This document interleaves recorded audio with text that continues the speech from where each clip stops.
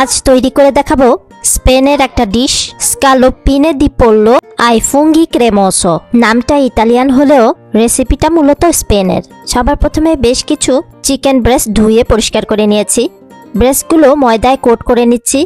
একে একে প্রত্যেকটা ব্রেস্ট কোট করে নিচ্ছি। এবার ফ্রাই করার পালা। এবার পরিমাণ মতো বাটার ফ্রাই প্যানে মেল্ট করে নিচ্ছি। একে একে প্রত্যেকটা চিকেনগুলো ফ্রাই করে নেব। চাইলে তেল দিয়েও ফ্রাই করে নেওয়া যেতে পারে, তবে বাটার দিলে টেস্টটা একটু ভালো আসে। ব্রাউনিশ করে ভেজে নিচ্ছি। এবার উল্টিয়ে পাল্টিয়ে দিচ্ছি। এদিকে পেঁয়াজ আর রসুনগুলো কুচি করে কেটে নিয়েছি পরিমাণ মতন। তার সাথে 4টা মাশরুম স্লাইস করে কেটে নিচ্ছি। সামান্য একটু তেল দিয়ে পেঁয়াজ আর রসুন সতে করে নেব। স্বাদ মতো লবণ আর গোলমরিচ দিয়ে দেব স্লাইস করে রাখা মাশরুমগুলো বয়েল হয়ে গেলে দিয়ে দেব চিকেন ব্রেস্টগুলো। সবকিছু একসাথে আবারও সতে করে নেব। সবশেষে দিয়ে দেব 1 কাপ পরিমাণ গরুর দুধ।